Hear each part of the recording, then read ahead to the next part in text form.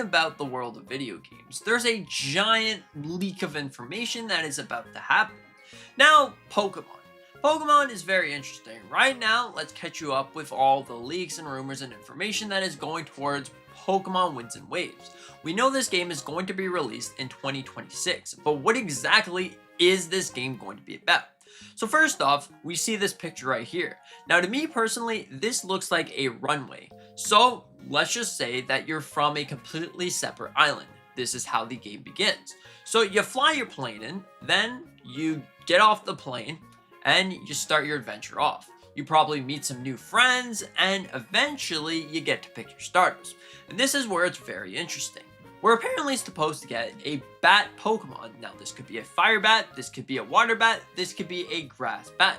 But we are going to be seeing a bat Pokemon. This is going to be a starter at some point. So what exactly does all of this mean? Well, what it does mean is you'll be able to get a bat Pokemon, which is going to probably be something either flying or poison type. So that is very, very interesting. Now, if you take a look at this right here, you will be given a scooter. Now, the scooter is very interesting. It used to be able to jump on the back of a Pokemon and use that as a mount, but they've since got rid of that, so now you got a scooter. The scooter is pretty cool at the same time. You do get the Pokemon that kind of drags you along. It's kind of like you're bobsledding, you're the sled, and then there's a couple dogs in front of you, but so on and so forth. It's honestly really interesting and really cool. Now, Pokemon is also going to be set in South Asia. Now, this is also really cool because there is going to be about 30 different islands that you are able to explore. Now, 30 different islands, that might not sound like a lot because if you look at Pokemon Sun and Moon, that had 4 different islands. Or you can count the one in the middle, that was, I guess, 5 different islands, but 4 different islands that you were able to explore. Now, this was a pretty cool idea, a pretty cool concept. Each island felt different, but this time around with the 30 different islands, every single island is going to have essentially its own element. So if you look at something like this volcano picture, so we know that there's going to be some sort of volcano in the middle of the map. May we know that the volcano does something? Yeah, I'm getting into that. But every single different island is going to have different typings. So grass type Pokemon is going to live on a grass plains little island. Then there's going to be another little island that will be like an Ice Age island with ice type Pokemon. Another island could be like fire type Pokemon, or that could be associated with the volcano. But the volcano might act as a different source. A source that adds legendary Pokemon at the end of the game. Depending on what type of Pokemon game you picked, either Winds or Waves, it could serve a different purpose. So if you look at something like Area 0, you weren't able to get into Area 0 until you did all 8 gym badges, and then eventually you were able to go down to Area 0 to get yourself your legendary Pokemon. It'll kind of be like that as it seems right now, and I think this is really cool. Now you might say that Pokemon Winds and Waves, this seems cool and all, but we got waves because you're going in between islands. You're using your Pokemon to traverse from one island to the next island. You're kind of playing the Legend of Zelda Wind Waker in some way. That game did have a lot of different islands that you were able to explore. But what about the winds part? That's a good question. It seems like you are able to fly at some point. So kind of like the Legend of Zelda Breath of or Tears of the Kingdom, where you were able to go to different sky islands, it seems like this game will have some sort of sky islands. And may this be a sky city that you're able to go up to the sky city and see yourself a Rayquaza or something like that? Or may this be just tiny little clouds, that it's like a little cloud island that all of a sudden there's a gym for some reason because there's cloud people up there. Who knows, but right now it seems really interesting because the game's called Winds and Waves. If there's no winds, well, I mean, you technically do get winds from waves, but still, it would be much rather if you were able to go in the sky. Anyways, all of those things aside, Pokemon Winds and Waves also has the addition of cities.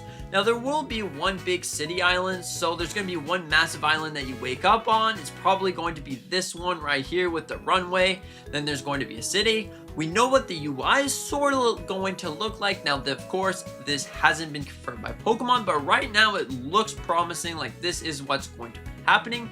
Now, in terms of the gameplay itself, is it going to be turn-based or is it going to be live action stuff? Well, right now, it seems like it's actually going to be both. Now, this is really cool, and I think that the reason why it might be both is because you will be able to have a little slider turn on or off if you want to have live action stuff, or if you want to have turn-based battle stuff. Like the turn-based battle, how that can work is, well, you just get your same Pokemon, you get yourself a Bulbasaur that can learn Leech Seed and a whole bunch of other moves, and then you can just ask the battle. The person's like, do you want to do maybe a turn-based battle? And you click turn-based. If you don't, you do live action. It's like 3, 2, 1, go, and then you throw out your Pokemon, and then it's just pretty much there's a cooldown instead of the moves being turn-based. So this is really cool, and I hope that they keep the idea like this, because my golly, this would be the greatest Pokemon game. Now, this game is set to only be released on the Nintendo Switch 2 as of right now, and honestly, I think that it might be a little bit of a good thing for it to be released only on Nintendo Switch 2. Now, of course, Nintendo Switch 1 players, you might not be able to play this game, but however, there's probably going to be a lot of other Pokemon games throughout 2026. Right now, it looks like we might be seeing Pokemon Black and White and Black and White 2 at some point. And we are going to be seeing Pokemon Pokopia. Is that a Switch? That's a Switch 2 game. Nope, you're not going to be seeing Pokemon Pokopia. You will be able to see Pokemon Champions, which is really cool. But yeah, I think it might be a great thing, because then you can add extra graphics. You don't have to compress it as much. Maybe Game Freak has no idea how to compress files to make the graphics not so big. Who knows how that works? But overall, it seems to be a very interesting thing. I think Pokemon Winds and Waves is very, very exciting. I'm honestly really excited for this game. I can't wait to get my hands on Winds and Waves in probably 11 months. So hey, it's going to be a great time. And honestly, let me know what you're most excited for Winds and Waves in the comments below. Are you excited to be able to traverse through the open ocean and catch some Pokemon? Because right now, speaking of open ocean, it looks like you will be able to go underwater. So this would be great. It'd be return to Soda Aura's game where you were able to go underwater, which is honestly really, really awesome. And it looks like you will be able to catch Pokemon. So if you remember looking at those random YouTube videos like, oh, what if Pokemon could be underwater? What if we can go and do some sort of Subnautica sort of thing? This might become a reality in 2026 with Pokemon Winds and Waves. I'm so excited for this game, and I can't wait to see what the shiny charm and the shiny odds are going to be, because another thing that is not going to be happening with Pokemon Winds and Waves is in fact data mines. Because the Nintendo Switch 2 security is so high, you will not be able to sort of mod your Nintendo Switch so you can get the data mines early, so you know how many, let's just say, shiny odds. What are the shiny odds for this certain Pokemon?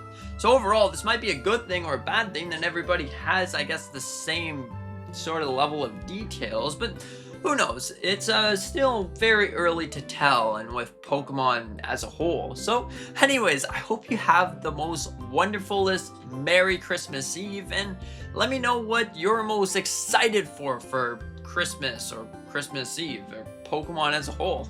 Anyways, thank you so much for watching. I hope that you enjoyed, and thank you so much for being a part of this long, courageous journey into the vast open mystery of Pokemon data mines or leaks or YouTube as a whole. Anyways, thank you so much. Hope you have a fantastic day, and see you in the next one.